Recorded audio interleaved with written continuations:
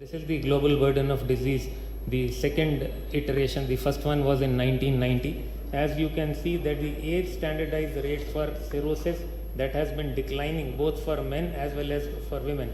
But the sheer numbers of deaths that happen due to this liver disease are humongous. So much so that this article came only in 2020, but this iteration is from 2017. It was believed that in that year about 1.32 million people succumbed to cirrhosis. So this constitutes almost in the top, it's one of the top 15 causes of death worldwide, and almost 2.5% of population across the globe, they succumb to this illness on an annual basis. So as can be seen that, and all of us, and as medical students, we are taught that when you transit from compensated cirrhosis to decompensated cirrhosis, this happens at a rate of 4 to 7% per year. So this particular GBD also gave credence to this fact that there are about 120 million compensated cirrhotics worldwide compared to 6 million decompensated cirrhotics worldwide. So roughly that 5% figure sticks. So this is what we have been conventionally taught, that this is a kind of a continuum. So you have somebody who's at the stage of chronic hepatitis, the fibers become mature, the scar tissue becomes more dense, the nodules can become smaller, and then there are complications which supervene, which lead the patient to the stage of decompensated cirrhosis, and that leads on to death. So the survival figures for compensated cirrhotics are not very different from the general population. So the median survival is about 12 years, whereas for a decompensated cirrhotic patient, the median survival is only 2 years. So 30% to 40% of them would be dead by 1 year of the diagnosis, and half of them would be dead by the second year of diagnosis. And the common complications which transit a patient from a compensated cirrhotic phase to a decompensated cirrhotic phase are what I mentioned here. And now to add on to this are the risk of acute kidney injury, bacterial infections, and the syndrome of acute on chronic liver disease. That means you have someone who's a stable cirrhotic and an insult supervenes, which very rapidly leads to an enhanced and systemic inflammatory response syndrome, and that leads to liver as well as extrahepatic organ failure and rapidly leads to death. It's far easier to study the pathophysiology of these various stages, and that also gives an insight as to how to manage these patients and how to keep the patient stable. So that is the brief that has been given to me. How to keep a cirrhotic patient stable and still in the stage of compensation. So it is not as if to say that all decompensated cirrhotics are unstable, and I would be dwelling on this point too from time to time. So there are patients of decompensated cirrhosis whom you can recompensate, or whom you can keep in a state of stability for prolonged period of time. So what exactly is meant by stability? What I really glean from this term is that the patient should not have to visit to a hospital, pay unscheduled visits, need hospitalization, go to a stage that he either dies due to liver related causes or he needs a transplant. So if you can prevent all of these things, so whether you are dealing with the compensated cirrhotic or a decompensated cirrhotic, I would say that your job is done. So what actually happens, and pathophysiologically you can see that it is all characterized by the scar tissue being laid down, and earlier it was all supposed to be one liver stiffness measurement more than 14.5. But now we know that from 14.5 to 75 is a completely different spectrum. And that has been very well highlighted and elucidated by some excellent prospective studies. So there is a stage of minimal portal hypertension, a clinically significant portal hypertension. That is a stage when all the complications start to supervene. It's not as if to say that the patient is going to decompensate at that stage. And then you have got higher values of hepatic venous pressure gradient measurement, at which you get all the various complications of liver disease. So pathophysiologically, you have an early stage where there is only a splanchnic arterial vasodilatation with a normal cardiac output.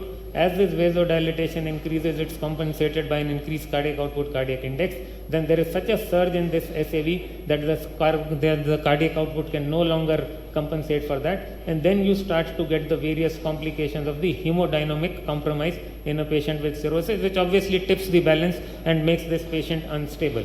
So when you have somebody at the stage of compensated cirrhotic, you might have someone who's got mild pH. So mind you, this is just a reflection of the histology, that there is F4, nodule plus scar tissue, but there isn't much by way of significant portal hypertension.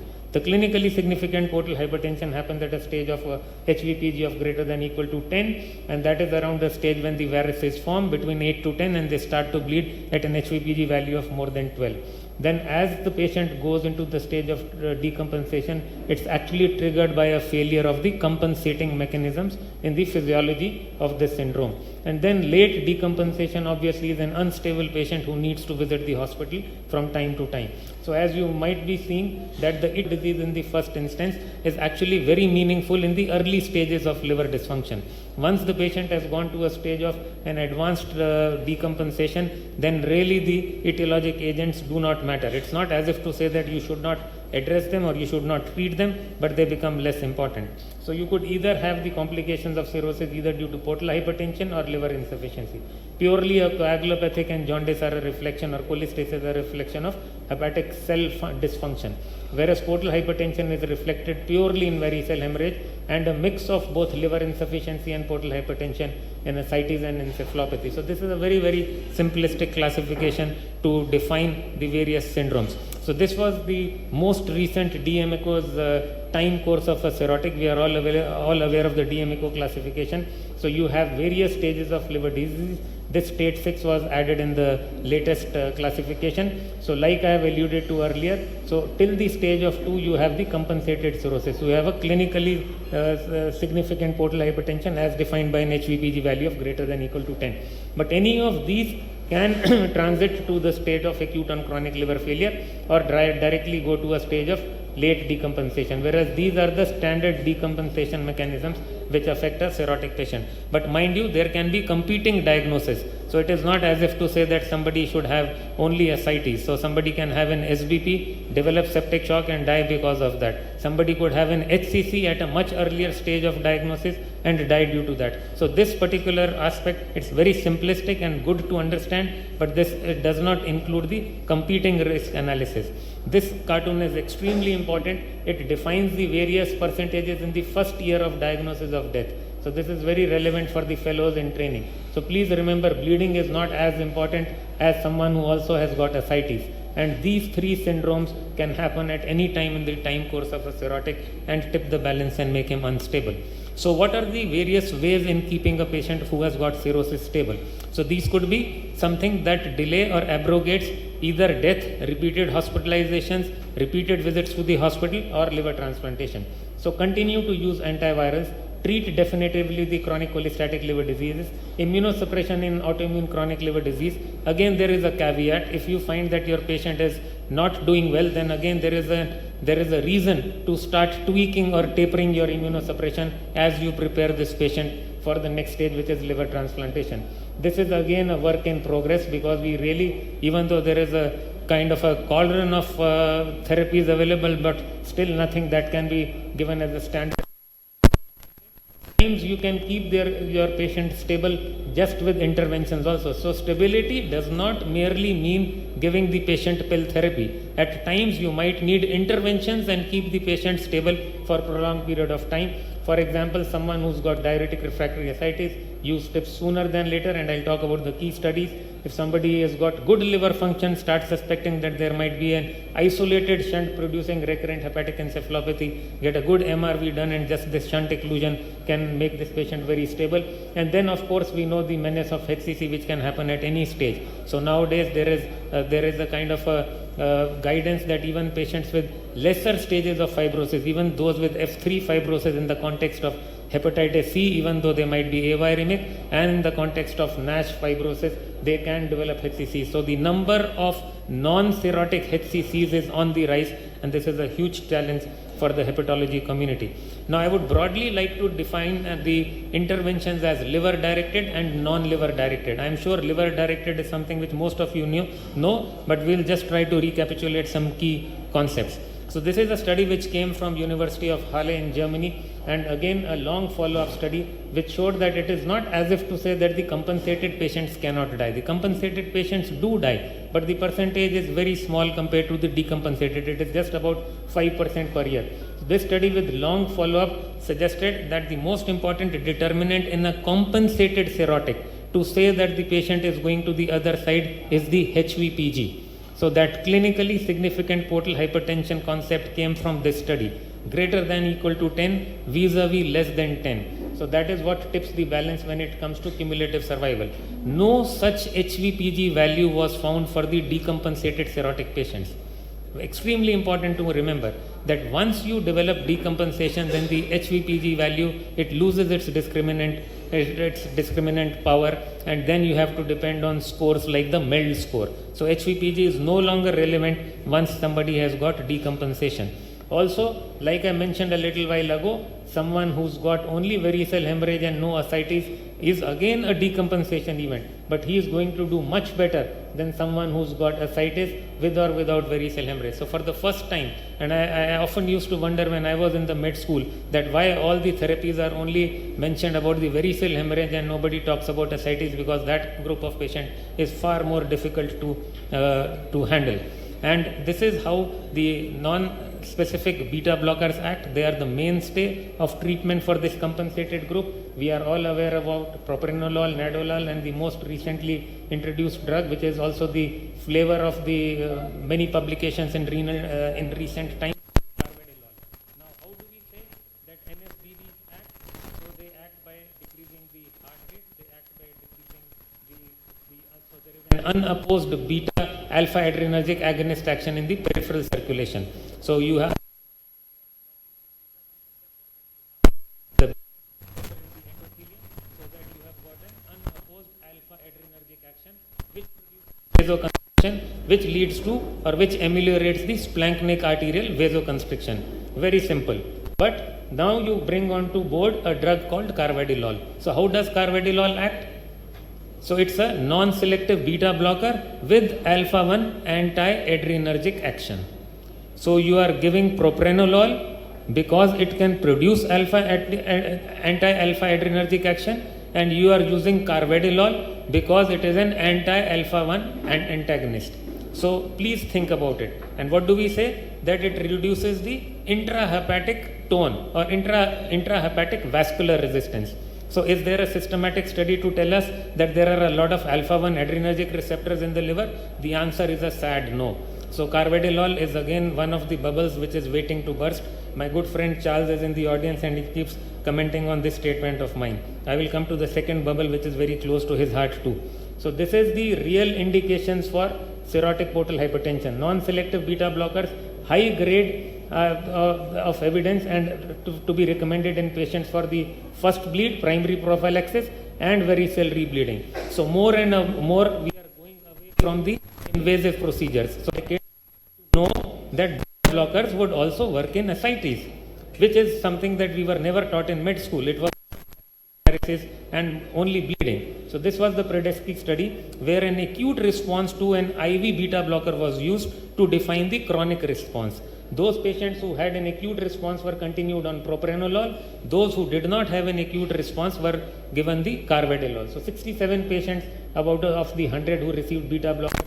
The role of prophylaxis, excellent study from Richard Morio's group. In the entire cohort, no benefit of use of norfloxacin for a period of 6 months and then over a long period of time. But if you were to censor those who developed an SBP or those who underwent a liver transplant, this was much better. If the acetic fluid protein content was less than 1.5, this was much better. Did not work in those in whom the protein content was high. And this was good section and gets in with the MDR.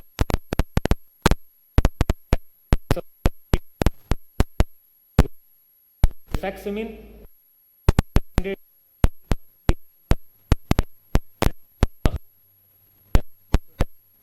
with other drugs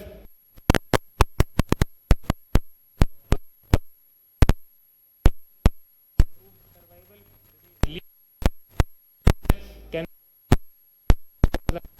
and so on and so forth. I will just rush through these slides because I just want to dwell for some time on non-liver directed things. So statins.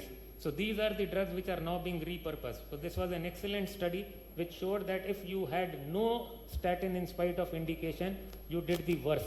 So these are patients with chronic liver disease.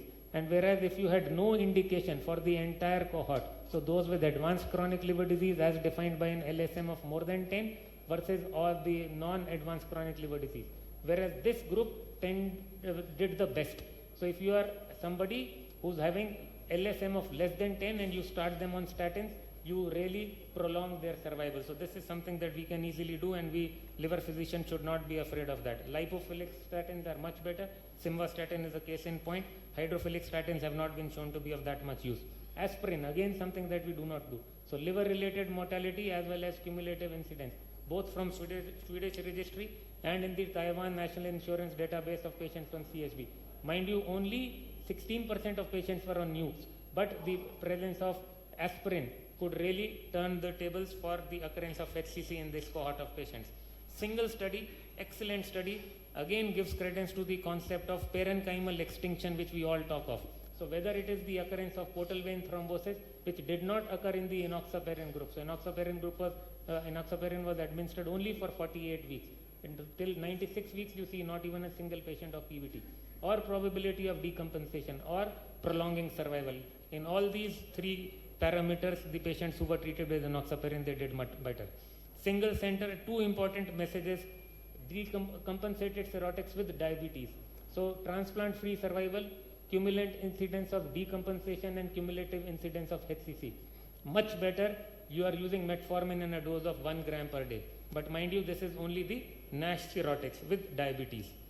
And then vitamin E in again NASH cirrhotics, whether you are having diabetes or not, when you combine vitamin E to metformin, it does much better. But using vitamin E even in the diabetic population, mind you, the PIVENS trial was non-diabetic, non-cirrhotic population. This is cirrhosis with diabetes. So with and without diabetes. So therefore vitamin E is also trying to give a signal, and again something which is very easily doable, and we can put it into our practice. In the interest of time, I will not go through this. So to summarize, ladies and gentlemen, cirrhosis is a syndromic diagnosis, but it's still our knowledge about this, the pathophysiology is a little, it's not absolutely crystal clear. This syndrome is not homogeneous. There are going to be different issues in patients with the NASH cirrhosis / fibrosis. That is the largest chunk that we are all going to see in the times to come. Both liver related and non-liver directed interventions can either delay or abrogate decompensation, and hence can keep the patient cirrhotic. Anti-fibrotic therapy, which we have all yearned for decades, has still not seen the light of day. There have been some negative trials in the NASH scenario. I am sure all of you are aware of the simtuzumab trial. The repurposed drugs have been very insightful and very impactful. But I think what takes the cake is the fact that we have to reach out to our patients, educate them, make them more aware, have liver nurses, make sure that the patient gets his refills of lactulose, his refills of rifaximin, comes back for the surveillance ultrasounds. And this is very elegantly highlighted by initiatives from Europe in the form of Horizon 2020 and Liver Home from the North Americas. Thank you very much for your attention.